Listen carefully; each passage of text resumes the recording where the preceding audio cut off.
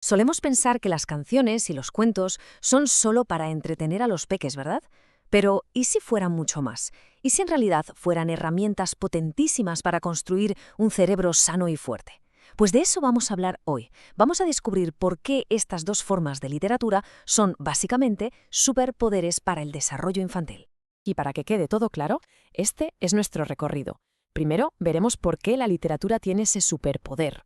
Después, nos meteremos de lleno con el género lírico, ya sabes, el poder del ritmo, y luego con el narrativo, la magia de las historias. Los pondremos cara a cara, veremos qué impacto real tienen en el cerebro y, lo más importante, acabaremos con ideas prácticas para aplicar en casa y en el cole.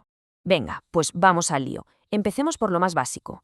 Antes de ponernos a comparar una nana con un cuento, tenemos que entender la base sobre la que se apoya todo, el increíble poder que tiene la literatura en los primeros años de vida. Y aquí está, digamos, la pregunta del millón, la que va a guiar todo esto. Una nana, con su musiquita, ¿es tan potente como un cuento de hadas de los de toda la vida? A simple vista parecen cosas totalmente distintas, ¿no? Una es ritmo, emoción pura, y la otra tiene su principio, su nudo y su final. Pero, ¿aportan lo mismo al desarrollo? ¿O cada una tiene una misión diferente? Pues vamos a verlo. A ver, esta es la idea fundamental que hay que tener en la cabeza. La literatura infantil no es un simple pasatiempo ni un adorno cultural, que va, es una pieza clave en la construcción del cerebro. Piensa que actúa como una especie de guía que ayuda a los niños y niñas a ordenar sus ideas, a entender el lenguaje y, súper importante, a construir su propia identidad dentro de la familia y de su entorno. Muy bien, pues vamos a meternos de lleno en el primer género. Vamos a hablar de ese poder que tienen el ritmo, la musicalidad, la repetición. Hablemos del género lírico. La palabra clave aquí, y quiero que nos quedemos con ella, es expresión. El género lírico no busca contar una historia súper compleja con un montón de personajes. No, su objetivo es otro. Es transmitir una emoción, un sentimiento, una sensación. Podríamos decir que es el lenguaje del corazón, pero envuelto en música y en el ritmo de las palabras. Y esto, que a lo mejor suena un poco técnico, en realidad lo tenemos súper presente en nuestro día a día. Estamos hablando de las nanas que calman, de las rondas para jugar en el patio, de las adivinanzas que nos hacen pensar o de los trabalenguas con los que nos partimos de risa mientras, sin darnos cuenta, entrenamos la boca para hablar mejor. Vale, aquí va su primer superpoder, y es uno muy potente. Desarrolla la conciencia fonológica. ¿Y eso qué es? Pues, dicho de forma sencilla, es la habilidad de escuchar y jugar con los sonidos de las palabras. El ritmo y la rima de una canción son como un gimnasio para el oído. Preparan al cerebro para lo que vendrá después, aprender a leer y escribir. Es, literalmente, poner los cimientos. Y vamos con el segundo superpoder, que es, importantísimo. Facilita la regulación emocional. A ver, pensemos en una nana. Esa melodía suave, ese ritmo constante que se repite, todo eso da una sensación de seguridad y de calma tremenda. Es una de las primeras herramientas que tiene un bebé para aprender a gestionar lo que siente, creando un vínculo de seguridad y afecto que es fundamental. Perfecto. Dejamos el ritmo por un momento y nos vamos al segundo gran género. Y vamos a ver cómo este construye un pack de habilidades totalmente distinto. Ahora sí, entramos en el territorio del érase una vez. A ver, si decíamos que el género lírico era expresión, el narrativo es organización. Aquí de lo que se trata es de contar cosas, sucesos, en un orden concreto. Un orden donde una cosa lleva a la otra. Las dos palabras claves son temporal y causal. O sea, ¿qué pasó después? Y sobre todo, ¿por qué pasó? Y de nuevo, esto nos suena a todos, ¿a que sí? Son los cuentos de siempre, los clásicos. Son las fábulas que terminan con una moraleja. Son esos álbumes ilustrados que son una maravilla. Y ojo, hay una categoría súper interesante aquí, las narraciones familiares. El simple hecho de contar qué tal el día es, en el fondo, practicar el género narrativo. Y aquí va el primer superpoder de los cuentos. Enseñan a pensar en orden. Esa estructura de principio, nudo y desenlace que tienen todas las historias no está ahí por casualidad. Es un entrenamiento brutal para el cerebro en pensamiento lógico y en entender la causa y el efecto. Vamos, que si el lobo sopla, pues la casa se cae. ¿Lógico? Y ahora, su segundo gran superpoder, la empatía, la comprensión social. O sea, la capacidad de ponernos en la piel de otro.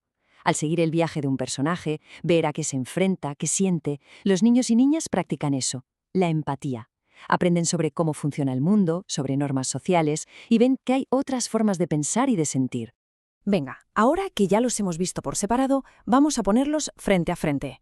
Ojo, no para ver cuál es mejor, sino para entender bien cuál es el trabajo de cada uno y sobre todo cómo se ayudan el uno al otro.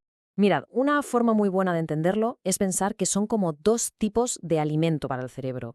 Por un lado, el género lírico, las canciones, alimentan las zonas que tienen que ver con el oído y las emociones. Y por otro, el género narrativo, los cuentos, son el combustible para las redes neuronales de la lógica, la planificación y la comprensión social.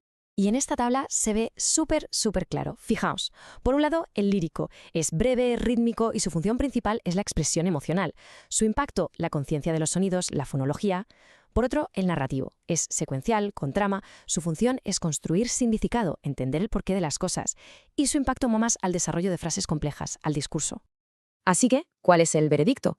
Pues que no hay duelo, que no se trata de elegir entre uno y otro. Se necesitan los dos. Son socios, son un equipo. El ritmo de las canciones prepara el oído para el lenguaje y la estructura de los cuentos organiza la mente para el pensamiento. Juntos son imbatibles. Vale, ahora vamos a alejarnos un poco para ver la foto completa. ¿Cuál es el impacto real de todo esto en un cerebro que está a pleno rendimiento, creciendo sin parar? Porque, como decíamos, esto no es solo una idea bonita. Detrás hay ciencia, y de la buena. Y esta frase lo resume a la perfección.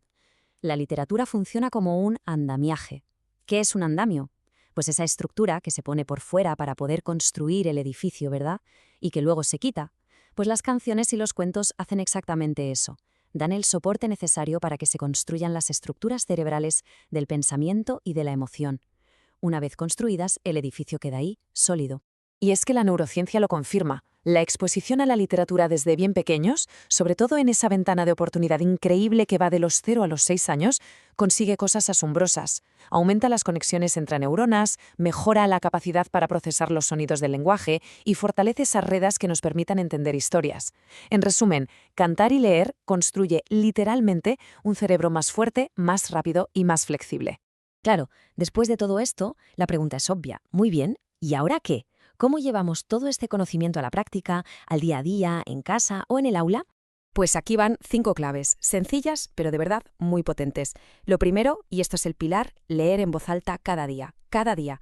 Segundo, meter poesías y rimas en las rutinas, por ejemplo, una cancioncilla para lavarse las manos. Tercero, usar la narración oral, contar historias sin libro.